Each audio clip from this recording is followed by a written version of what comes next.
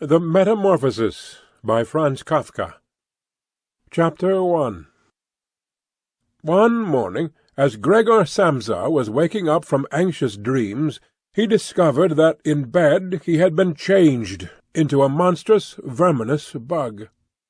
He lay on his armour-hard back, and saw, as he lifted his head up a little, his brown, arched abdomen divided up into rigid, bow-like sections. From this height the blanket, just about ready to slide off completely, could hardly stay in place. His numerous legs, pitifully thin in comparison to the rest of his circumference, flickered helplessly before his eyes.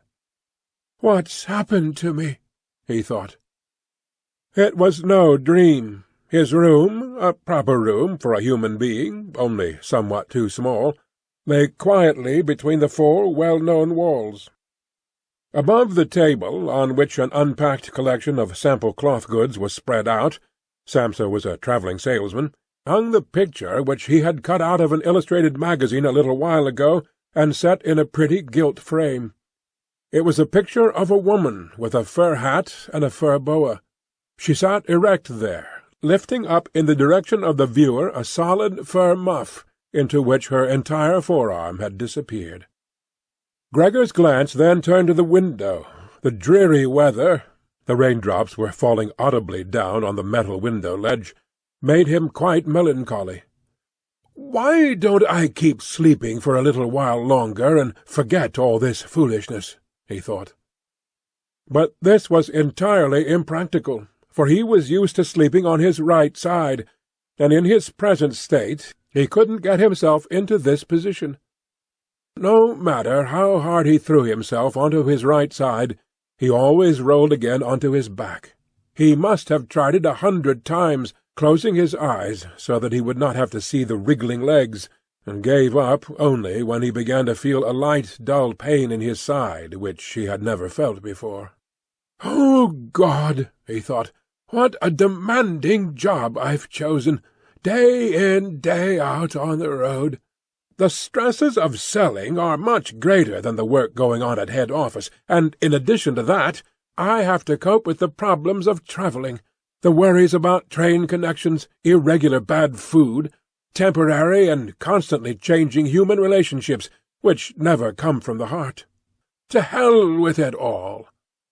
He felt a slight itching on the top of his abdomen. He slowly pushed himself onto his back closer to the bedpost, so that he could lift his head more easily, found the itchy part, which was entirely covered with small white spots.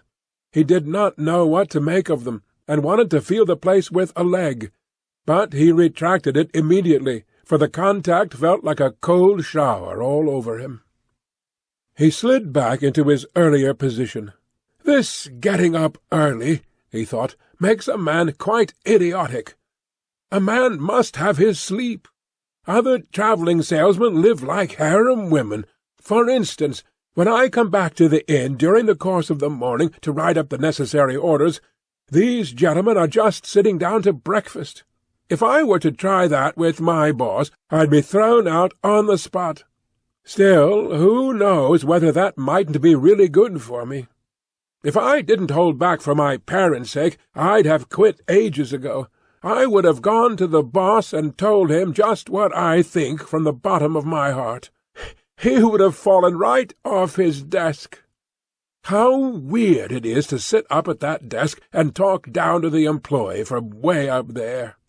The boss has trouble hearing, so the employee has to step up quite close to him. Anyway, I haven't completely given up that hope yet. Once I've got together the money to pay off my parents' debt to him, that should take another 5 or 6 years, I'll do it for sure. Then I'll make the big break. In any case, right now I have to get up. My train leaves at 5 o'clock. He looked over at the alarm clock, ticking away by the chest of drawers. Good God! he thought. It was 6:30, and the hands were going quietly on. It was past the half-hour, already nearly 1:45. Could the alarm have failed to ring? One saw from the bed that it was properly set for 4 o'clock. Certainly it had rung. Yes, but Was it possible to sleep through that noise which made the furniture shake? Now, it's true he'd slept quietly, but evidently he'd slept all the more deeply. Still, what should he do now? The next train left at 7 o'clock. To catch that one, he would have to go in a mad rush. The sample collection wasn't packed up yet, and he really didn't feel particularly fresh and active. And even if he caught the train, there was no avoiding a blow-up with the boss, because the firm's errand boy would have waited for the 5 o'clock train and reported the news of his absence long ago. He was the boss's minion, without backbone or intelligence. Well, then, what if he reported in sick? But that would be extremely embarrassing and suspicious, because during his 5 years' service Gregor hadn't been sick even once. The boss would certainly come with the doctor from the health insurance company, and would reproach his parents for their lazy son, and cut short all objections with the insurance doctor's comments. For him, everyone was completely healthy, but really lazy about work. And besides, would the doctor in this case be totally wrong? Apart from a really excessive drowsiness after the long sleep, Gregor, in fact, felt quite well, and even had a really strong appetite. As he was thinking all this over in the greatest haste, without being able to make the decision to get out of bed, the alarm clock was indicating exactly 7:15, there was a cautious knock on the door by the head of the bed. "Gregor," a voice called. It was his mother. "It's 7:15. Don't you want to be on your way?" The soft voice. Gregor was startled when he heard his voice answering. It was clearly and unmistakably his earlier voice, but in it was intermingled, as if from below, an irrepressibly painful squeaking, which left the words positively distinct only in the first moment, and distorted them in the reverberation, so that one didn't know if one had heard correctly. Gregor wanted to answer in detail and explain everything, but in these circumstances he confined himself to saying, "Yes, yes, thank you, Mother. I'm getting up right away." Because of the wooden door, the change in Gregor's voice was not really noticeable outside, so his mother calmed down with this explanation and shuffled off. However, as a result of the short conversation, the other family members became aware that Gregor was unexpectedly still at home, and already his father was knocking on one side door, weakly but with his fist. "Gregor! Gregor!"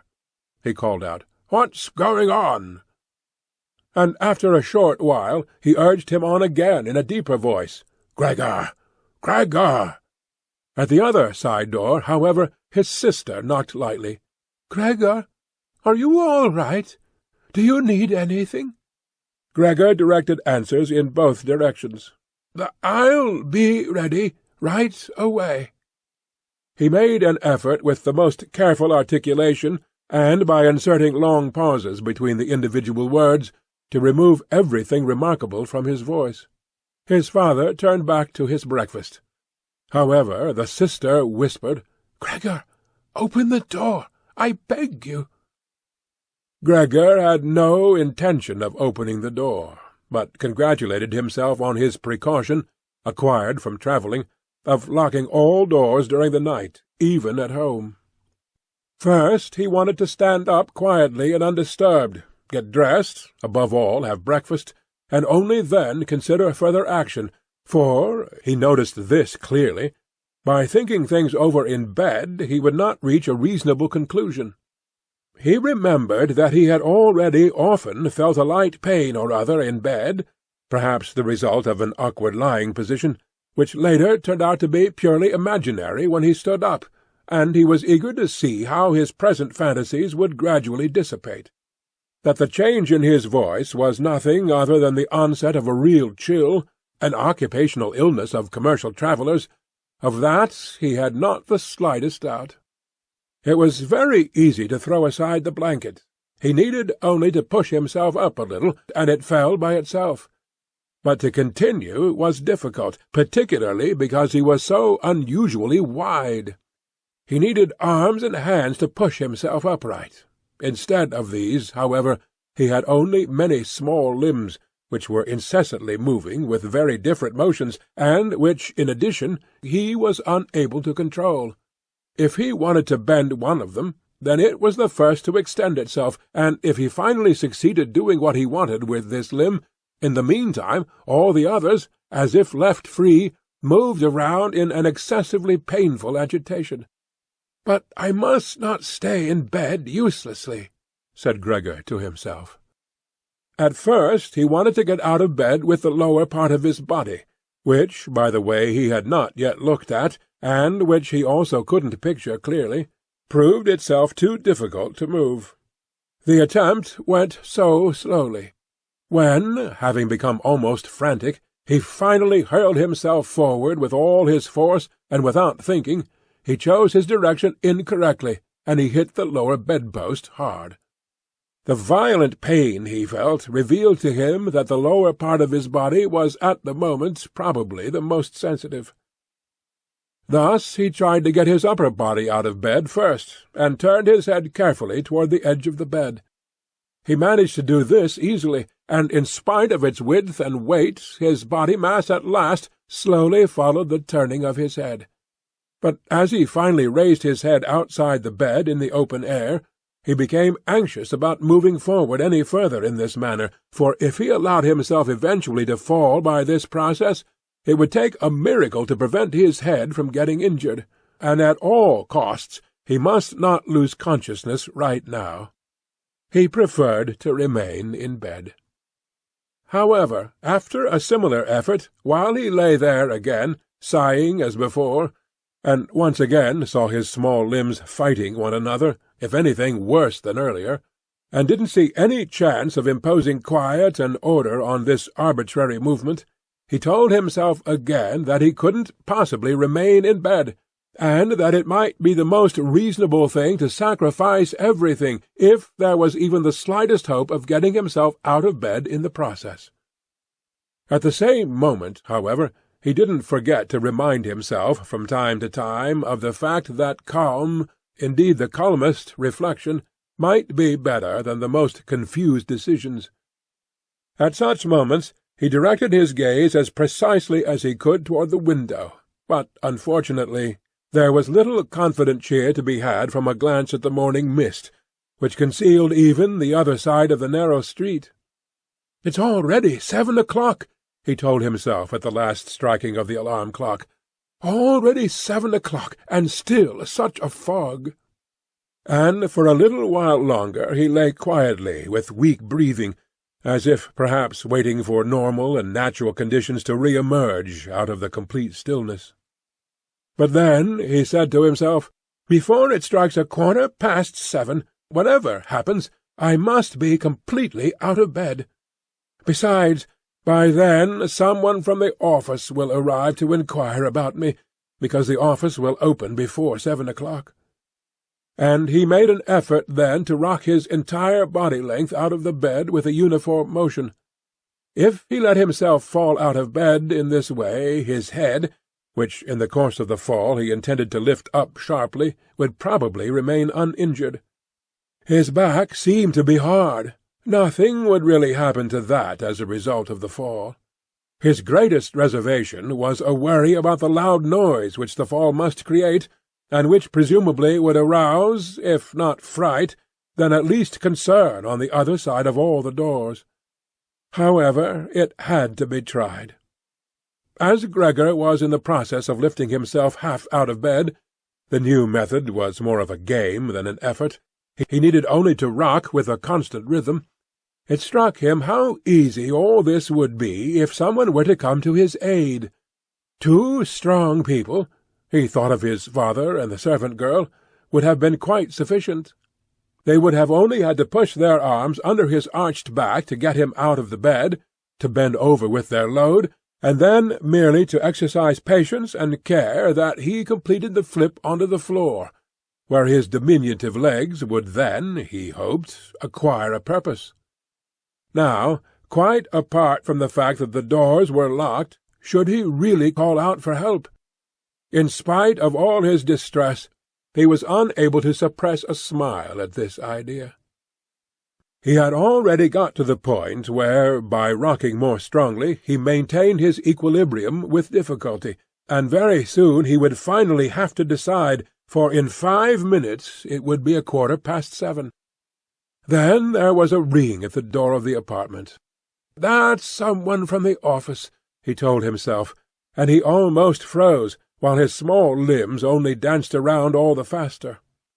For one moment everything remained still. "They aren't opening," Gregor said to himself, caught up in some absurd hope. But, of course, then, as usual, the servant-girl with her firm tread went to the door and opened it. Gregor needed to hear only the first word of the visitor's greeting to recognize immediately who it was. The manager himself. Why was Gregor the only one condemned to work in a firm where, at the slightest lapse, someone immediately attracted the greatest suspicion? Were all the employees then collectively, one and all, scoundrels? Among them, was there then no truly devoted person who, if he failed to use just a couple of hours in the morning for office work, would become abnormal from pangs of conscience, and really be in no state to get out of bed? Was it really not enough to let an apprentice make inquiries, if such questioning was even necessary? Must the manager himself come, and, in the process, must it be demonstrated to the entire innocent family that the investigation of this suspicious circumstance could be entrusted only to the intelligence of the manager?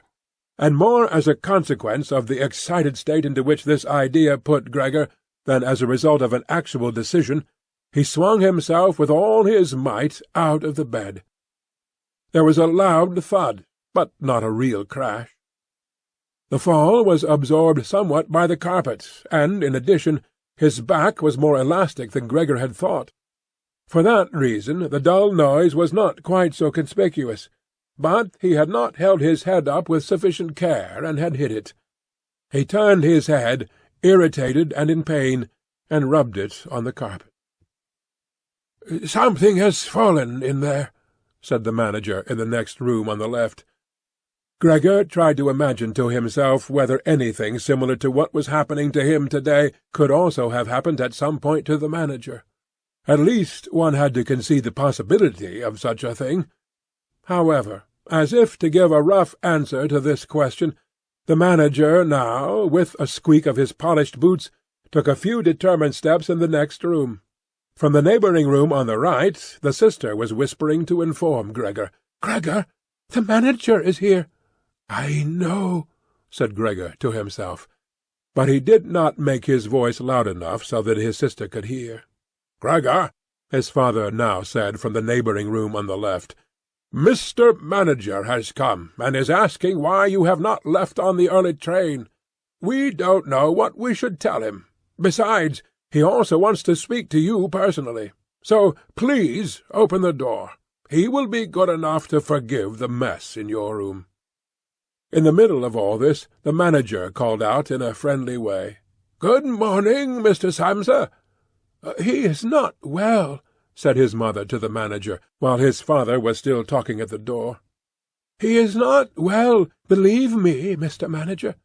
Otherwise, how would Gregor miss a train? The young man has nothing in his head except business. I'm almost angry that he never goes out at night. Right now he's been in the city 8 days, but he's been at home every evening. He sits there with us at the table, and reads a newspaper quietly, or studies his travel schedules. It is quite a diversion for him to busy himself with fretwork. For instance, he cut out a small frame over the course of 2 or 3 evenings. You'll be amazed how pretty it is. It's hanging right inside the room. You'll see it immediately, as soon as Gregor opens the door. Anyway, I'm happy that you're here, Mr. Manager. By ourselves, we would never have made Gregor open the door. He's so stubborn, and he's certainly not well, although he denied that this morning."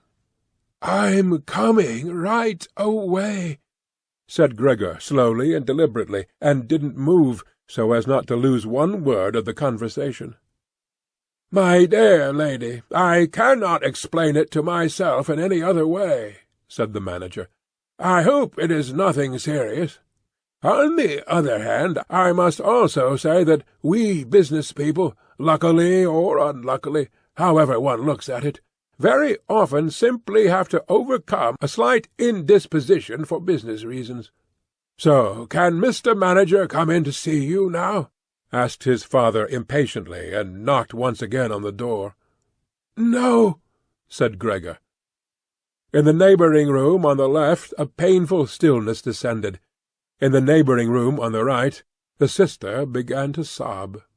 Why didn't his sister go to the others? She'd probably just gotten out of bed now, and hadn't even started to get dressed yet.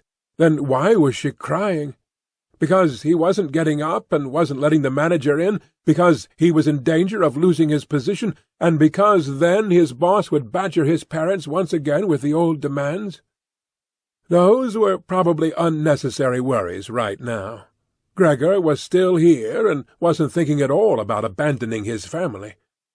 At the moment he was lying right there on the carpet, and no one who knew about his condition would have seriously demanded that he let the manager in. But Gregor wouldn't be casually dismissed right away because of this small discourtesy, for which he would find an easy and suitable excuse later on. It seemed to Gregor that it might be far more reasonable to leave him in peace at the moment, instead of disturbing him with crying and conversation. But it was the very uncertainty which distressed the others and excused their behaviour. "Mr. Samsa!" the manager was now shouting, his voice raised. "What's the matter? You are barricading yourself in your room, answer with only a yes and a no, are making serious and unnecessary troubles for your parents, and neglecting, I mention this only incidentally, your commercial duties in a truly unheard-of manner. I am speaking here in the name of your parents and your employer, and I am requesting you, in all seriousness, for an immediate and clear explanation. I am amazed. I thought I knew you as a calm, reasonable person, and now you appear suddenly to want to start parading around in weird moods. The chief indicated to me earlier this very day a possible explanation for your neglect. It concerned the collection of cash entrusted to you a short while ago.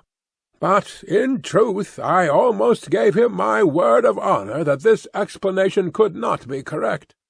However, now I see here your unimaginable pig-headedness, and I am totally losing any desire to speak up for you in the slightest.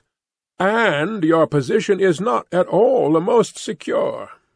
Originally I intended to mention all this to you privately, but since you are letting me waste my time here uselessly, I don't know why the matter shouldn't come to the attention of your parents. Your productivity has also been very unsatisfactory recently. Of course, it's not the time of year to conduct exceptional business, we recognize that, but a time of year for conducting no business? There is no such thing at all, Mr. Samsa, and such a thing must never be." "But, Mr. Manager," called Gregor, beside himself, and in his agitation forgetting everything else, "I'm opening the door immediately, this very moment. A slight indisposition, a dizzy spell, has prevented me from getting up. I'm still lying in bed right now, but I'm quite refreshed once again. I'm in the midst of getting out of bed. Just have patience for a short moment. Things are not going as well as I thought, but things are all right. How suddenly this can overcome someone! Only yesterday evening everything was fine with me. My parents certainly know that. Actually, just yesterday evening I had a small premonition. People must have seen that in me. Why have I not reported that to the office? But people always think that they'll get over sickness without having to stay at home. Mr. Manager, take it easy on my parents. There is really no basis for the criticisms which you are now making against me, and really nobody has said a word to me about it. Perhaps you have not read the latest orders which I shipped. Besides, now I'm setting out on my trip on the 8 o'clock train. The few hours' rest have made me stronger. "Mr. Manager, do not stay. I will be at the office in person right away. Please have the goodness to say that, and to convey my respects to the chief." While Gregor was quickly blurting all this out, hardly aware of what he was saying, he had moved close to the chest of drawers without effort, probably as a result of the practice he had already had in bed, and now he was trying to raise himself up on it. Actually, he wanted to open the door. He really wanted to let himself be seen by and to speak with the manager. He was keen to witness what the others now asking about him would say when they saw him. If they were startled, then Gregor had no more responsibility and could be calm. But if they accepted everything quietly, then he would have no reason to get excited, and, if he got a move on, could really be at the station around 8 o'clock. At first he slid down a few times on the smooth chest of drawers, but at last he gave himself a final swing, and stood upright there. He was no longer at all aware of the pains in his lower body, no matter how they might still sting.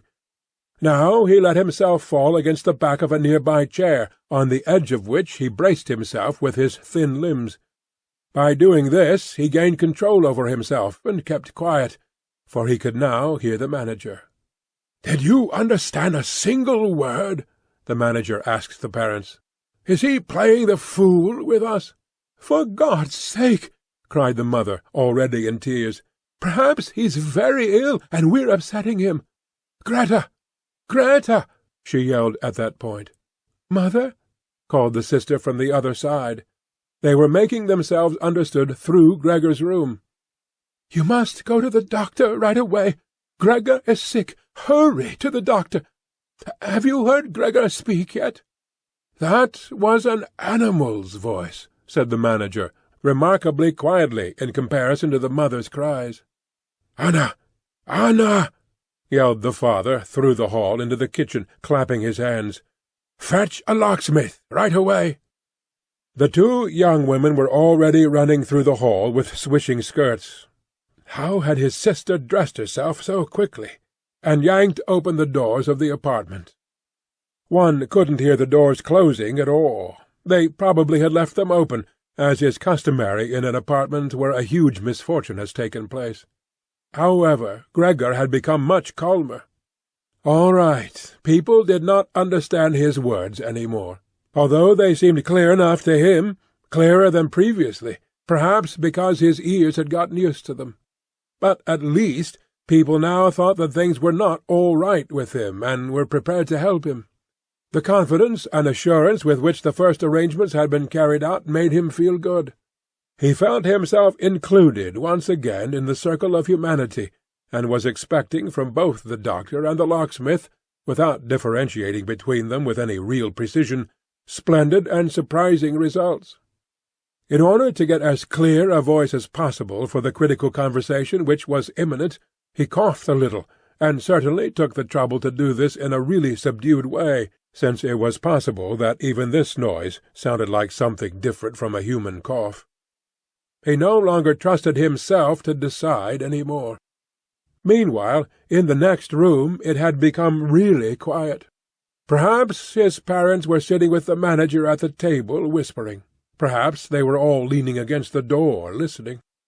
Gregor pushed himself slowly towards the door, with the help of the easy-chair, let go of it there, threw himself against the door, held himself upright against it, the balls of his tiny limbs had a little sticky stuff on them, and rested there momentarily from his exertion.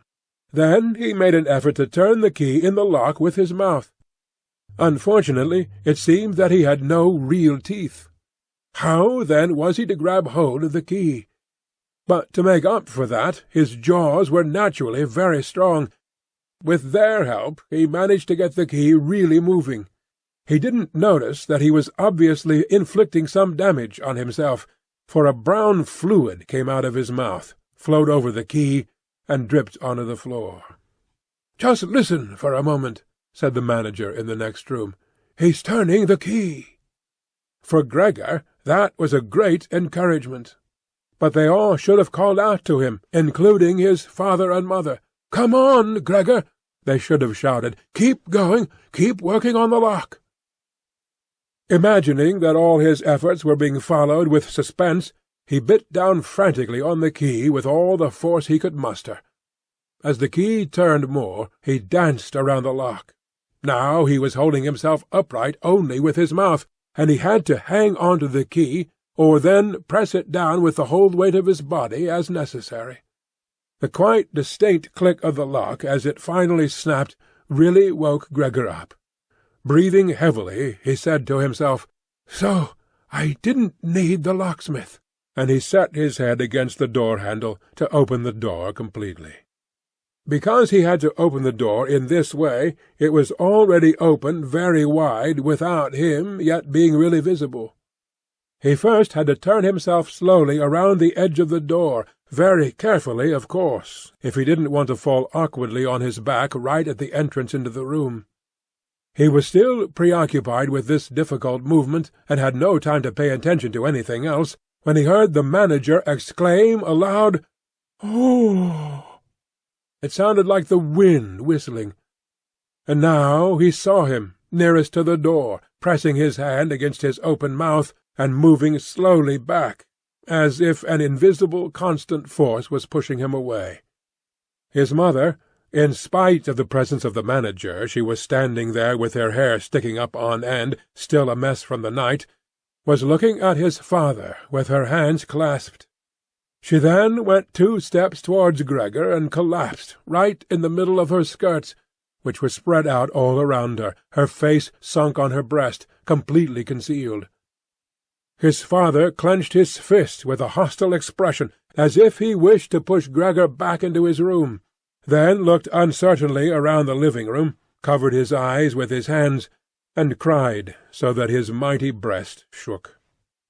At this point Gregor did not take one step into the room, but leaned his body from the inside against the firmly bolted wing of the door, so that only half his body was visible, as well as his head, tilted sideways, with which he peeped over at the others. Meanwhile it had become much brighter. Standing out clearly from the other side of the street was a part of the endless grey-black house situated opposite. It was a hospital, with its severe regular windows breaking up the facade. The rain was still coming down, but only in large individual drops, visibly and firmly thrown down one by one onto the ground.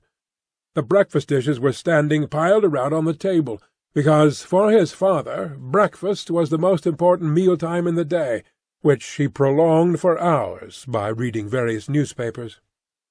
Directly across the opposite wall hung a photograph of Gregor from the time of his military service. It was a picture of him as a lieutenant, as he, smiling and worry-free, with his hand on his sword, demanded respect for his bearing and uniform. The door to the hall was ajar, and since the door to the apartment was also open, one could see out into the landing of the apartment and the start of the staircase going down. "Now," said Gregor, well aware that he was the only one who had kept his composure, "I'll get dressed right away, pick up the collection of samples, and set off. You'll allow me to set out on my way, will you not? You see, Mr. Manager, I am not pig-headed, and I am happy to work. Travelling is exhausting, but I couldn't live without it. Where are you going, Mr. Manager? To the office? Really? Will you report everything truthfully?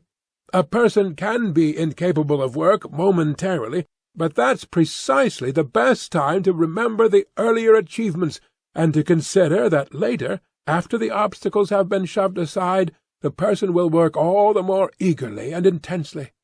I am really so indebted to Mr. Chief. You know that perfectly well. On the other hand, I am concerned about my parents and my sister. I'm in a fix, but I'll work myself out of it again. Don't make things more difficult for me than they already are. Speak up on my behalf in the office. People don't like travelling salesmen, I know that. People think they earn pots of money and thus lead a fine life. People don't even have any special reason to think through this judgment more clearly. But you, Mr. Manager, you have a better perspective on what's involved than other people. Even, I tell you in total confidence, a better perspective than Mr. Chairman himself, who, in his capacity as the employer, may let his judgment make casual mistakes at the expense of an employee. You also know well enough that the travelling salesman who is outside the office almost the entire year can become so easily a victim of gossip, coincidences, and groundless complaints, against which it's impossible for him to defend himself, since, for the most part, he doesn't hear about them at all, and only then when he's exhausted after finishing a trip, and at home gets to feel in his own body the nasty consequences, which can't be thoroughly explored back to their origins. Mr. Manager, don't leave without speaking a word telling me that you'll at least concede that I'm a little in the right." But at Gregor's first words the manager had already turned away, and now he looked back at Gregor over his twitching shoulders with pursed lips. During Gregor's speech he was not still for a moment, but kept moving away towards the door, without taking his eyes off Gregor, but really gradually, as if there was a secret ban on leaving the room. He was already in the hall, and given the sudden movement with which he had finally pulled his foot out of the living-room, one could have believed that he had just burned the sole of his foot. In the hall, however, he stretched his right hand out away from his body towards the staircase, as if some truly supernatural relief was waiting for him there. Gregor realized that he must not under any circumstances allow the manager to go away in this frame of mind, especially if his position in the firm was not to be placed in the greatest danger. His parents did not understand all this very well. Over the long years they had developed the conviction that Gregor was set up for life in his firm, and, in addition, they had so much to do nowadays with their present troubles that all foresight was foreign to them. But Gregor had this foresight. The manager must be held back, calmed down, convinced, and finally won over. The future of Gregor and his family really depended on it. If only the sister had been there. She was clever. She had already cried while Gregor was still lying quietly on his back, and the manager, this friend of the lady's, would certainly let himself be guided by her. She would have closed the door to the apartment and talked him out of his fright in the hall. But the sister was not even there. Gregor must deal with it himself. Without thinking that as yet he didn't know anything about his present ability to move, and that his speech possibly, indeed probably, had once again not been understood, he left the wing of the door, pushed himself through the opening, and wanted to go over to the manager, who was already holding tight onto the handrail with both hands on the landing in a ridiculous way. But as he looked for something to hold on to, with a small scream Gregor immediately fell down onto his numerous little legs. Scarcely had this happened when he felt for the first time that morning a general physical well-being. The small limbs had firm floor under them. They obeyed perfectly, as he noticed to his joy, and strove to carry him forward in the direction he wanted. Right away he believed that the final amelioration of all his suffering was immediately at hand. But at the very moment when he lay on the floor, rocking in a restrained manner quite close and directly across from his mother, who had apparently totally sunk into herself, she suddenly sprang right up, with her arms spread far apart and her fingers extended, and cried out, "Help! For God's sake, help!" She held her head bowed down, as if she wanted to view Gregor better, but ran senselessly back, contradicting that gesture, forgetting that behind her stood the table with all the dishes on it. When she reached the table she sat down heavily on it, as if absent-mindedly, and did not appear to notice at all that next to her coffee was pouring out onto the carpet in a full stream from the large overturned container. "Mother," said Gregor quietly, and looked over towards her. The manager momentarily had disappeared completely from his mind. At the sight of the flowing coffee, Gregor couldn't stop himself snapping his jaws in the air a few times. At that his mother screamed all over again, hurried from the table, and collapsed into the arms of his father, who was rushing towards her. But Gregor had no time now for his parents. The manager was already on the staircase. His chin level with the banister, the manager looked back for the last time. Gregor took an initial movement to catch up to him if possible, but the manager must have suspected something, because he made a leap down over a few stairs and disappeared, still shouting, "Oh!" The sound echoed throughout the entire stairwell. Now, unfortunately, this flight of the manager also seemed to bewilder his father completely. Earlier he had been relatively calm, for instead of running after the manager himself, or at least not hindering Gregor from his pursuit, with his right hand he grabbed hold of the manager's cane, which he had left behind with his hat and overcoat on a chair. With his left hand his father picked up a large newspaper from the table, and stamping his feet on the floor, he set out to drive Gregor back into his room by waving the cane and the newspaper. No request of Gregor's was of any use. No request would even be understood. No matter how willing he was to turn his head respectfully, his father just stomped all the harder with his feet. Across the room from him, his mother had pulled open a window, in spite of the cool weather, and leaning out with her hands on her cheeks, she pushed her face far outside the window. Between the alley and the stairwell a strong draught came up, the curtains on the window flew around, the newspapers on the table swished, and individual sheets fluttered down over the floor. The father relentlessly pressed forward, pushing out sibilants like a wild man. Now, Gregor had no practice at all in going backwards. It was really very slow going. If Gregor only had been allowed to turn himself around, he would have been in his room right away. But he was afraid to make his father impatient by the time-consuming process of turning around, and each moment he faced the threat of a mortal blow on his back or his head from the cane in his father's hand. Finally, Gregor had no other option, for he noticed with horror that he did not understand yet how to maintain his direction going backwards. And so he began, amid constantly anxious sideways glances in his father's direction, to turn himself around as quickly as possible, although, in truth, this was only done very slowly.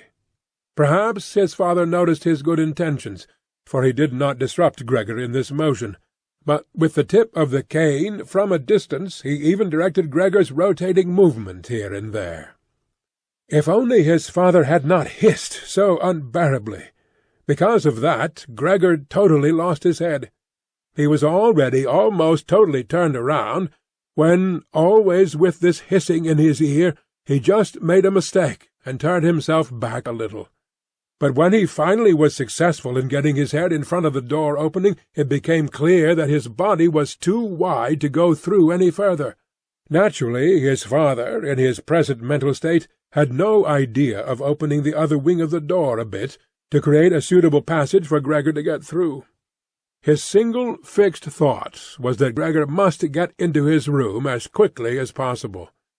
He would never have allowed the elaborate preparations that Gregor required to orient himself, and thus perhaps get through the door. On the contrary, as if there were no obstacle, and with a peculiar noise, he now drove Gregor forwards. Behind Gregor the sound at this point was no longer like the voice of only a single father. Now it was really no longer a joke, and Gregor forced himself, come what might, into the door. One side of his body was lifted up. He lay at an angle in the door opening, his one flank was sore with the scraping. On the white door ugly blotches were left. Soon he was stuck fast, and would not have been able to move any more on his own. The tiny legs on one side hung twitching in the air above, and the ones on the other side were pushed painfully into the floor. Then his father gave him one really strong liberating push from behind, and he scurried, bleeding severely, far into the interior of his room. The door was slammed shut with the cane, and finally it was quiet.